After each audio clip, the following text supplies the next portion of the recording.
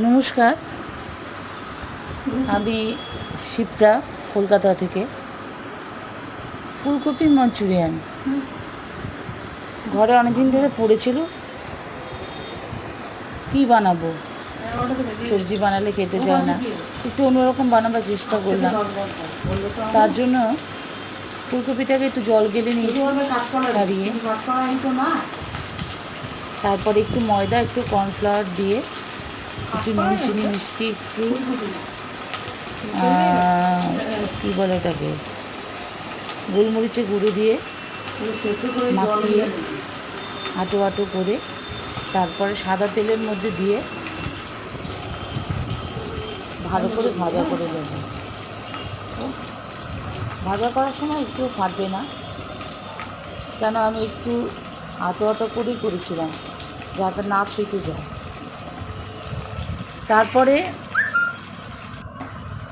উল্টে পাল্টে একটু কড়াটা নেড়ে দিলেন যাতে তেলটা ওপরের দিকে উঠে যায়, নাহলে তো প্রচুর তেল লাগে আর দেখতে পুরো লেডিকেনির মতনই লাগছে দেখতে। যাই হোক, পুরো এরপরে আমি এপাশ ওপাশ ওটাকে ভেজে তুলে নেব। তুলে নেওয়ার পর আগে থেকে কেটে রাখা পেঁয়াজ, একটু ক্যাপসিকাম, একটু পেঁয়াজ পাতা আর একটু রসুন কুচি, রসুনটা আমি পুড়িয়ে রেখেছিলাম, ঘষে রেখেছিলাম।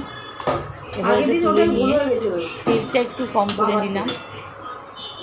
তেলটা কম করে আমি ওই পুরনো রসুনটা দিয়ে দেবো।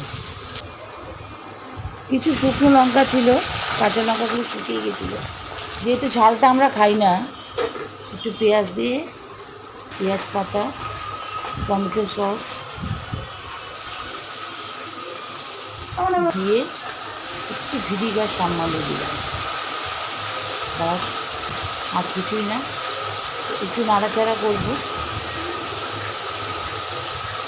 বেশি নাড়াচাড়া করবো না, অবশ্য ভাঙার চান্সও নেই। একটু নাড়াচাড়া করে আমি একটা বাটিতে আলাদা করে কর্নফ্লাওয়ার গুলে রেখে দিয়েছি, ওটা পরে ছড়িয়ে দেবো একটু আটা আটা হওয়ার জন্য। অবশ্য আপনারা এইভাবেও খেতে পারেন, কোনো অসুবিধা নেই। এবার আমি ওটার সাথে ভালো করে মিক্স করে নিলাম, নিয়ে যে কর্নফ্লাওয়ারের এটা গুলেছিলাম সেটা আমি দিয়ে দিচ্ছি। ওটা দিয়ে ধনেপাতা দিয়ে